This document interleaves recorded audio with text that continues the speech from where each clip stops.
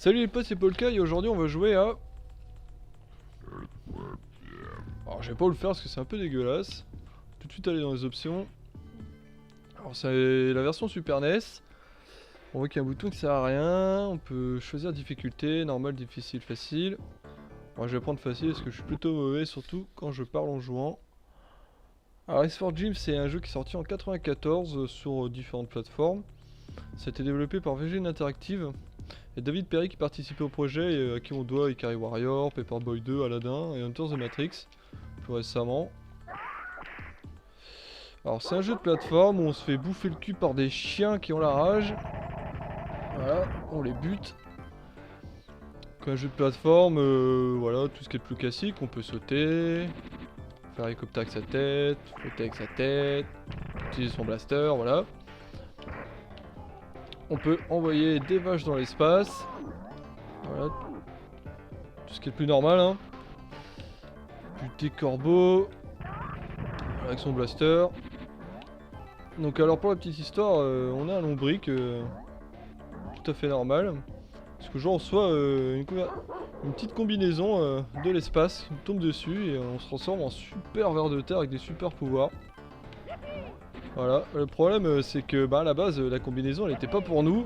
Donc le monsieur il veut la récupérer et il est pas content. Il va nous faire la misère sur environ une dizaine de niveaux. Quoi qu'on va traverser. Tac, toi je t'ai atomisé. Voilà, donc une dizaine de niveaux, difficulté croissante. Ça commence à se corser quand même plutôt pas mal vers la fin. Les niveaux notamment dans l'eau, je trouve assez difficile, j'ai dû m'apprendre plusieurs fois. Il y a aussi des niveaux bonus. Entre certains niveaux, il y a des petits niveaux bonus qui sont plutôt sympathiques. Ça rajoute un peu de profondeur, un peu de... Voilà, un peu de diversité dans le jeu. Alors le premier niveau bonus, j'aurais pas le temps de le faire, c'est juste après ce niveau-là. C'est une course de roquette contre un T-Rex de l'espace.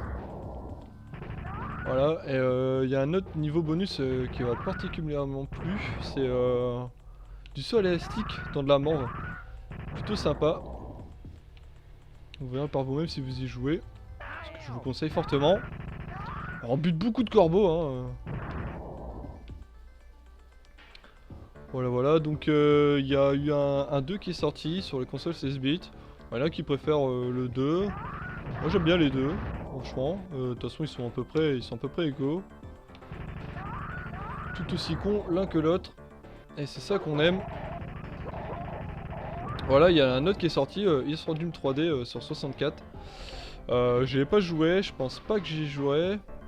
Parce que j'ai un peu peur de la 3D, parce qu'à cette époque-là, c'était le premier jeu 3D. En général, ça foirait plutôt pas mal les jeux. Alors peut-être que je me trompe, hein. Voilà, donc de la plateforme. Hein. Des chiens, des corbeaux, des coups de blaster. Alors, il y a aussi un dessin animé qui est sorti, mais pas en France. Bon, ça doit pouvoir se trouver facilement. Hein. Bon, vous l'aurez remarqué, il y a beaucoup d'humour partout dans le jeu. Que ce soit dans les niveaux, dans les personnages, il y a des boss notamment. Doc Duodenum et Major Mucus.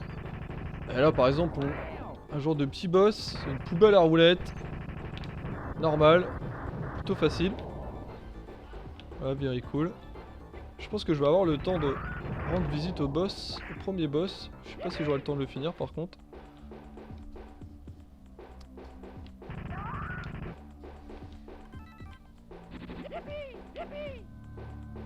Ah bah voilà, ça c'est le premier boss. Bon, qu'est-ce qu'on trouve dans les décharges? On trouve des gros lards. Ils nous envoient des caisses à la gueule. Et qui nous crache du poisson. C'est normal. Enfin voilà, c'était Race for Dreams sur Super NES. Je vous dis à bientôt. Allez, bisous.